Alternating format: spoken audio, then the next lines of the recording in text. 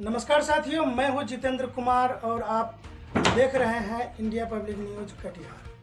तो साथियों, हम एक शख्स से आज मुलाकात कराएंगे आपको और आपको उनसे मिल करके बहुत अच्छा लगेगा। क्योंकि हमको जब जानकारी मिली तो हमने भी जो है कि आए और इनसे मुलाकात की और बातों ही बातों में 10-15 मिनट तक काफ़ी बातचीत की। बातचीत के दरमियान में हमने जानने का प्रयास किया कि घर कब आए हैं और घर आने के बाद जो है क्या क्या सब हुआ। उसके बाद काफ़ी बातचीत हुई और सर के विषय में थोड़ी जानकारी हमने इकट्ठा किया है। वो है ALS IAS। IAS तो हम समझ पा रहे थे कि IAS होता है जो पढ़ लिख करके जो है ऑफिसर बनता है और उनका जो चयन होता है उनके बाद जो है उनको कई देश के विभिन्न भागों में जो जिला होता है वहाँ उनको पोस्टेड किया जाता है। जिला से संबंधित उनका विकास कार्यक्रम में उनका योगदान होता है। तो ALS IAS के विषय में हमारे मन में ये सवाल उठा। सवाल का जवाब हमने ले लिया है, लेकिन हम चाहेंगे सर, हमारे जो दर्शक हैं आप उनको खुद बताएं कि ALS IAS क्या है। नमस्कार। ALS IAS एक इंस्टीट्यूट है जो ट्रेन करता है लोगों को IAS प्रिपरेशन के लिए, और मैं as a faculty ALS IAS से जुड़ा हुआ हूँ और इसी गांव से जुड़ा हुआ हूँ, इसी क्षेत्र से जुड़ा हुआ हूँ, तो इसलिए मुझे मौका मिला इनसे बात करने का। तो ALS IAS एक मंच है जो आपको बताता है कि आप कैसे बनेंगे IAS, कितने दिन में बनेंगे, क्या करना चाहिए आपको, उसी की ट्रेनिंग देती है। और ये इंस्टीट्यूट बहुत पुरानी इंस्टीट्यूट है और हम लोग हाल में जुड़े हैं। हम लोग उसके छात्र भी रहे थे और हम लोग हाल में इससे जुड़े हैं, 5-10 साल से जुड़े हुए हैं जी। तो साथियों, ये सर है और इनकी आवाज़ हम आपको सुना चुके हैं, जिनकी आवाज़ को गूगल पर आप सर्च करेंगे आलोक एस झा के नाम से गूगल पर अगर आप सर्च करेंगे तो इनका जो इंस्टीट्यूट है, बच्चों को जो पढ़ाते हैं, वहाँ जो पढ़ाने का जो सर का जो स्टाइल है वो बड़ा ही लाजवाब है। और बच्चे, हम उम्मीद करते हैं कि जो भी स्टूडेंट IAS बनना चाहते हैं उनके लिए ये बहुत बड़ा अपॉर्चुनिटी है। और सर हमारे साथ हैं, हमको काफ़ी खुशी हो रही है। सर, हम आपसे एक बात करेंगे। सर, इसका फुल फॉर्म क्या होता है, ALS का पूरा नाम? ALS का full form alternative learning system है और नाम बहुत ज़्यादा इम्पॉर्टेंट नहीं है IAS परीक्षा की दृष्टि से। अल्टरनेटिव लर्निंग सिस्टम कंसेप्ट ये है कि एक नए अल्टरनेटिव तरीके से आप इस एग्जामिनेशन को समझ सकते हैं, इसलिए शायद ये नाम पड़ा। तो एक्चुअली ये एक प्रिपरेशन का माध्यम है और अच्छी बात ये है कि आप एक, जिसे हम स्ट्रक्चर्ड तरीका कहते हैं, कि आपको पहले क्या करना चाहिए फिर बाद में क्या करना चाहिए, ये बताता है। धीरे धीरे आपको ट्रेन करता है। तो सर, अगला क्वेश्चन हम आपसे जानना चाहेंगे कि अक्सर जो बच्चे होते हैं वो मैट्रिक करते हैं, मैट्रिक के बाद 10+2 इंटरमीडिएट में पास हो जाते हैं, उनके बाद जो है कि वो ग्रेजुएशन की तरफ जाते हैं। तो ऐसा कौन सा छात्र होगा, कौन सा क्षेत्र होगा जो कि IAS की तैयारी के लिए उनको, वो कौन से छात्र हैं उसको जो कि आपके IAS की तरफ वो झुका होगा उनका? आज से 10 साल पहले लोग ग्रेजुएशन करने के बाद इस तैयारी के बारे में जानते थे या इस तैयारी के बारे में सोचना प्रारंभ करते थे। सर, बहुतों को तो पता भी नहीं था। बहुतों को पता भी नहीं। बहुत ऐसे ग्रेजुएशन है जिनको कि ये पता ही नहीं है कि IAS भी एक पद है। जिन शिक्षा का स्तर इतना पता नहीं होता था, या लेकिन अब जिनको पता भी होता था वो समझते थे कि ये कोई दैवी कृपा से बना हुआ कोई कोई ऐसा आदमी होगा जो कंप्लीट होगा अपने आप में। ये बड़े बड़ों के लिए, हाँ, ये बहुत बड़े लोगों के लिए है, पैसे वालों के लिए है, जो बहुत ही अच्छे पढ़ने में केवल वो कर सकते हैं, जिनकी इंग्लिश अच्छी है वही कर सकते हैं। लेकिन ऐसा है कुछ ये सही। थोड़ा सा रोकिए। अक्सर गांव घर में जब बच्चा पढ़ने के लिए जब विद्यालय जाता था तो गांव समाज के व्यक्ति बोलता था कि पढ़े लिखे कलेक्टर बनवाएंगे, तो ये टोंड चलता था। जी थोड़ा सा। हाँ, तो कलेक्टर पढ़े लिखे का बनवे, ये तो बात सही है, पढ़ना लिखना तो पड़ेगा, लेकिन आइडिया ये है कि पढ़ लिख के बना जा सकता है। आपका बैकग्राउंड कुछ भी हो, लेकिन अगर आप 2.5 से 3 साल इस एग्जामिनेशन के लिए देंगे तो आप कलेक्टर बन जाएंगे। चाहे आपका बैकग्राउंड, मैं फिर से रिपीट कर रहा हूँ, कुछ भी हो। इसमें ये नहीं पूछते कि आप टॉपर रहे हैं या आपकी मीडियम क्या रही है। आप इवन हिंदी मीडियम से भी बन सकते हैं। लास्ट 3-4 सालों में हिंदी मीडियम का रिजल्ट अच्छा नहीं रहा है। वो इसलिए क्योंकि एक टॉपिक होता है प्रीलिम्स एग्जामिनेशन में आईएएस का, जिसको हम लोग सीसैट बोलते हैं। तो सीसैट में इंग्लिश कम्प्रीहेंशन जो होता है वो जनरली नॉर्थ इंडिया के बच्चों का उतना मजबूत नहीं होता है, तो इसलिए वहाँ पे वो पिछड़ जाते हैं, क्वालिफाई नहीं कर पाते। लेकिन अगर आप ठान लें कि आपको इम्प्रूव करना है, आपको उस पर काम करना है, और बाकी चीज़ें जो सिलेबस में है, देखिए कोई भी परीक्षा में सफल आने के लिए एक मंत्र ये होता है कि जो सिलेबस है उसको आप कंप्लीट करें। सपोज आप जर्नलिस्ट बनना चाहते हैं, तो जर्नलिस्ट बनने के लिए कुछ बातें हैं, जब आप वो कर लेंगे तो आप भी बन जाएंगे। उसी तरीके से आईएएस बनने के लिए भी कुछ बातें हैं, जब आप समझ जाएंगे कि अच्छा ये चाहिए, ये चाहिए, ये चाहिए, और आप 3 साल में वो कर लेंगे तो आप आईएएस बन जाएंगे। बस छोटी सी उम्मीद करते हैं कि हमारी चर्चा को आप समझ गए होंगे, और हमारी जो चर्चा का जो उड़ान है आज आईएएस की तरफ है, और हम आपको बता रहे हैं, कुछ दिखा रहे हैं कि ये देखिए हमारे पास कुछ बुक्स हैं। भले ही ये बुक आपको कैमरे पर जो है कि सही रूप से नहीं दिख पा रहा हो, लेकिन फिर भी हम दिखाने का प्रयास कर रहे हैं आपको।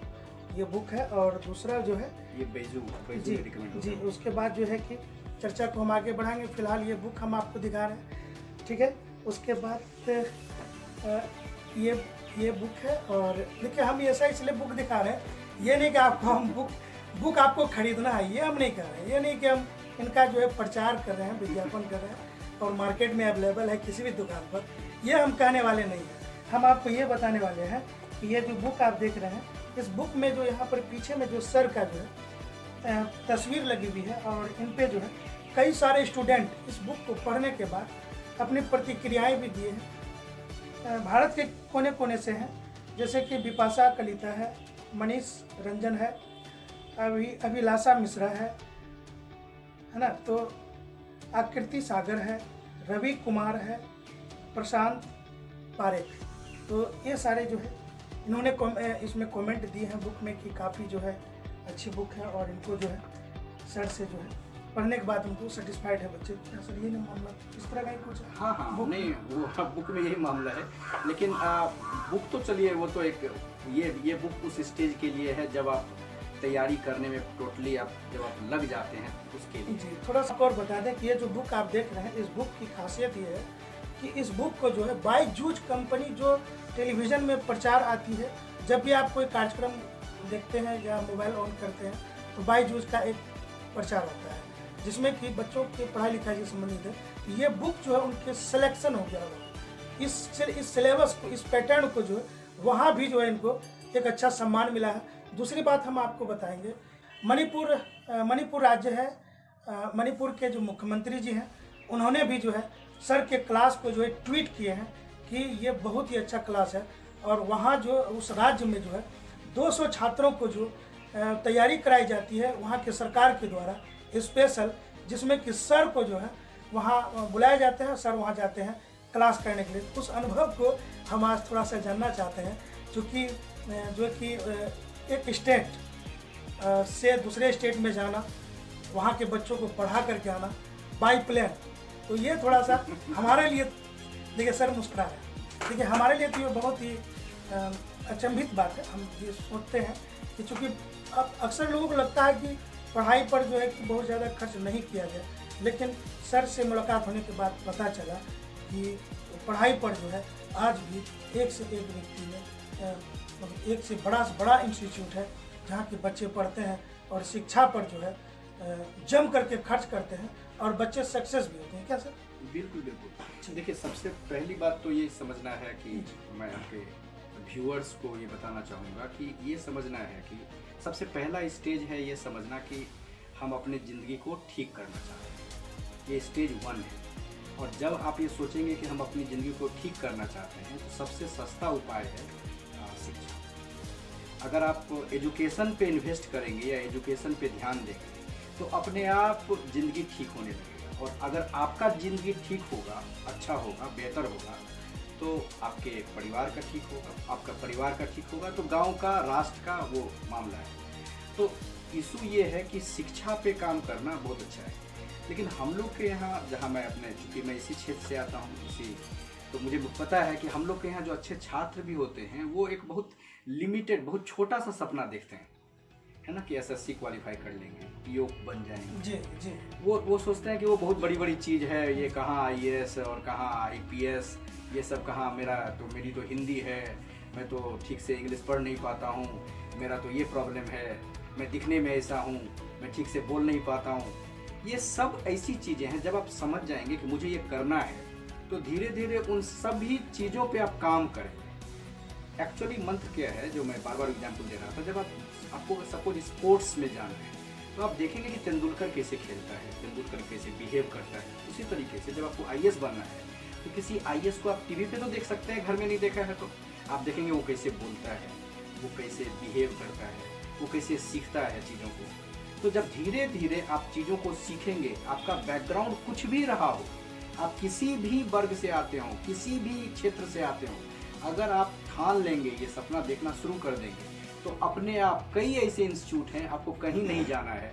यूट्यूब पे कितनी अच्छी चीज़ें हैं, आपको अच्छे अच्छे लोगों से मिलना है। जब आप सोच लेंगे कि आपको अपने जीवन को चेंज करना है तो धीरे धीरे चेंज हो जाएगा। और इंडिया में आईएएस से बड़ा तो कुछ भी नहीं है, सबसे बड़ी चीज़ तो इंडिया में आईएएस का है। तो आईएएस बनना भी आसान इसलिए है कि उसकी जो ज़रूरत है वो जब आप समझ जाएंगे तो अपने ऊपर काम करेंगे, और अपने ऊपर जब भी कोई भी किसी स्तर पे जब काम करना शुरू करता है तो अपने आप ज़िंदगी बदल जाती है। हो सकता है जब शुरुआत आप करें तो आपको लगे कि ये तो मैं कुछ भी नहीं कर सकता, लेकिन धीरे धीरे 2.5 साल 3 साल में आप वहाँ पहुँच जाएंगे। उसके बाद आपको खुद विश्वास नहीं होगा कि आपने ये सब काम कर दिया। लेकिन जैसे ये बता रहे थे आपको कि मैंने ये भी बुक लिखा है, वो भी बुक लिखा है, तो मैंने लिख दिया, लेकिन मुझे पता भी नहीं था। मैं 1996 में दिल्ली यूनिवर्सिटी में पढ़ने के लिए गया। तो 96 में दिल्ली यूनिवर्सिटी जब पढ़ने के लिए गया तो बिहारी को अच्छा नहीं माना जाता। आखिर सर ये सवाल जो है अक्सर हर जगह ये चर्चा होता है कि बिहारी को जो है हर जगह नहीं मिलता है, ऐसा क्यों? बिल्कुल नहीं, ये कब बदलेगा आपके? नहीं, अब बदल रहा है, अब बदल रहा है। अब ऐसा नहीं कि अब नहीं, बिहार तो बदल गया ना। बिहार बदल रहा है, और बिहारी का जो परसेप्शन था, परसेप्शन एक शब्द आता है ना, कि बिहारी के बारे में लोग सोचते थे। हम लोग जब डीयू गए दिल्ली यूनिवर्सिटी 96 में, तो वहाँ पे जब हम लोग पढ़ने लगे तो हम लोग के बारे में सोचा गया कि अरे आप बिहारी है, आ गया है, इसको तो इंग्लिश नहीं आती है। लेकिन जब उनको पता चला तो इसकी इंग्लिश तो मुझसे भी अच्छी है। अगले साल जब मैं क्लास में टॉप कर गया तो बिहारी तो टॉपर होते हैं। मैं मणिपुर जाता हूँ या कर्नाटका कालाबुर्गी जाता हूँ, तो जब वो जानते हैं कि कोई बिहार का टीचर है तो सोचते हैं कि राइट, बिहार का टीचर है तो अच्छा ही होगा। परसेप्शन तो चेंज हो रहा है। बिहार के टीचर, एक सोच बदल गया। बिल्कुल बिल्कुल, मैं तो देखता हूँ बिहार का टीचर अच्छा है। सर, जब मणिपुर आप जाते हैं तो दिल्ली से जाते हैं, दिल्ली से जो प्लेन पकड़ के मणिपुर जाते हैं तो कैसा अनुभव होता है, रास्ते में कैसा लगता है? हम अपने लगता है गांव के ऊपर से उड़ रहे हैं, क्योंकि गुवाहाटी रुकती है 15 मिनट के लिए, फिर गुवाहाटी से मणिपुर का 40 मिनट का रास्ता है प्लेन से। लगभग कितना समय लग जाता है मणिपुर से जाने में? दिल्ली से जाने में मणिपुर 3.5 घंटे लगभग। 3.5 घंटे, यानी नाश्ता अपने कमरे में? नहीं, वो नाश्ते भी अपने कमरे में जरूरत नहीं है, सब आपको प्लेन में सब कुछ होगा। कुछ करेंगे आप चुपचाप जाके प्लेन में बैठ जाइए, वहीं चाय नाश्ता और दिन का खाना खाते हुए आप मणिपुरी भात में पहुंच जाते हैं, और वहाँ क्लास भी हो जाती है। वहाँ आपके जो है तो वो जो सर 200 बच्चे जो आपसे जुड़ते हैं वहाँ पर, तो उनको पढ़ाने के बाद आपने कैसा महसूस किया वो 200 बच्चे? देखिए क्या होता है ना कि जब आप किसी भी नए जगह पे जाते हैं तो उनको ये तो समझ में आता है कि कोई बाहर का आदमी इतने दूर से मेरे लिए आ रहा है, तो उनमें एक जोश आता है। उनको लगता है कि ये सब मेरे लिए किया जा रहा है, मेरी सरकार कर रही है, तो मुझे कुछ करके दिखाना है। तो उनमें हम लोग एक जोश, आप समझिए कि मणिपुर में जनरली होली 1 दिन का नहीं होता है, 5 दिन का होता है, और 5 दिन वो सेलिब्रेट करते हैं। तो दूसरे दिन, जैसे इसी होली के दूसरे दिन मेरी क्लास थी, तो मुझे लग रहा था कोई नहीं आएगा, होली है तो कौन आएगा, लेकिन मुझे लगा कि सब के सब वहाँ पे मौजूद थे क्लास में।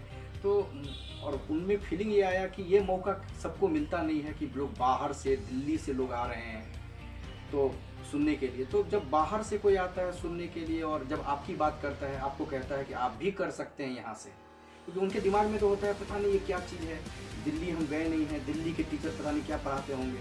लेकिन जब वो देखते हैं कि दिल्ली के टीचर आके वही बात कर रहे हैं, उन्हीं की तरह से सोच रहे हैं, उन्हीं की बात कर रहे हैं, तो वो बहुत खुश होते हैं। और उनमें एक सेल्फ कॉन्फिडेंस। आपने जिस समय आप पढ़ाई लिखाई करते थे सर, तो मैट्रिक की जो परीक्षा है वो कहाँ से की? मैट्रिक मैंने कटिहार मरवाई पाठशाला से की।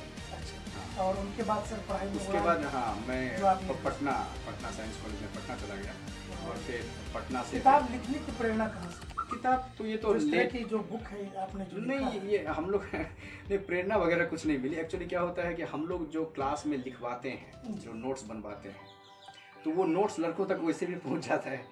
तो लोगों ने कुछ जो हमारे जो बहुत सारे स्टूडेंट हैं जो पब्लिशिंग हाउस में ऑलरेडी हैं, उन्होंने कहा कि सर आपके नोट्स तो ऑलरेडी जीरोक्स होके लोगों तक पहुंच रहे हैं, तो क्यों ना आप उसी नोट्स को थोड़ा बेहतर रूप दे दीजिए। जी।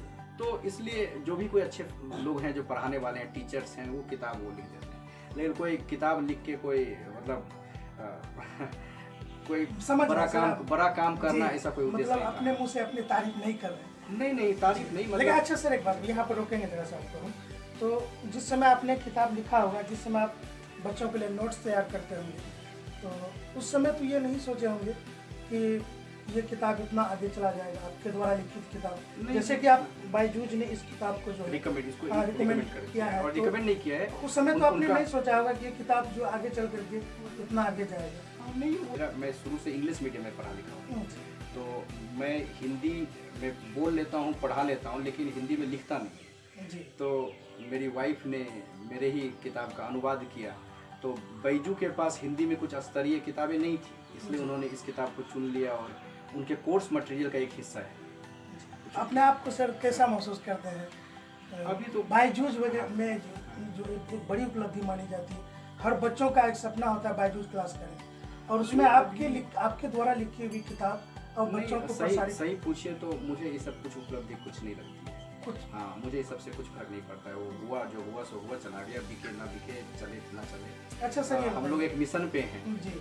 तो अब क्या संदेश देना चाहेंगे? आपका अंतिम मैसेज क्या है? अंतिम मैसेज ये है कि इस क्षेत्र से इतने IAS हों कि लोग आलोक ठाकुर के नाम को याद रखें। मैं चाहूँगा कि इस एरिया से बहुत सारे लोग IAS के लिए जाएं, बहुत सारे लोग IAS बने, एक दो लोग नहीं, गांव में एक ना हो, गांव में कई हों, और उसमें जो भी सहयोग मुझसे मिले, जो भी सहयोग मेरे एक्सपर्टीज से मिले, मैं आपके साथ रहूँगा। परिचय मेरा ये है कि मैं दुर्गागंज, तो जानते होंगे जी, कटिहार जिला। कटिहार जिला कटवा का एक गांव है, छोटा सा है लेकिन बहुत प्यारा गांव है दुर्गागंज, मैं वहाँ का हूँ। मेरा जन्म जयपुर में हुआ था, राजस्थान में हुआ था, क्योंकि मेरी माँ जयपुर की है, राजस्थान की, लेकिन मैंने पढ़ाई बचपन में कटिहार से किया। कहीं न कहीं बिहार और जयपुर का जो है संस्कार जो है देखने को मिल रहा है। तो उसके बाद मेरे पापा जो बैंक में थे, स्टेट बैंक ऑफ इंडिया में थे, कटिहार में। तो मेरे पापा, मैं बहुत फॉर्चुनेट था कि उस समय में बहुत कम लोगों को दिल्ली भेजा जाता था पढ़ने के लिए, तो मेरे पिताजी ने मुझे दिल्ली भेजा, वही, और उसी से सब कुछ चेंज हो गया।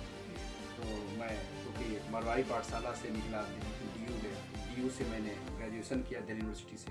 फिर मैंने कैंपस लॉ सेंटर है एक DU का, जहाँ से जो बड़े बड़े लॉयर, जिनको भी आप जानते हैं, कोई भी बड़ा लॉयर, चाहे अरुण जेटली हो, चाहे कोई भी, सब मेरे ही कॉलेज से, कैंपस लॉ सेंटर से हैं।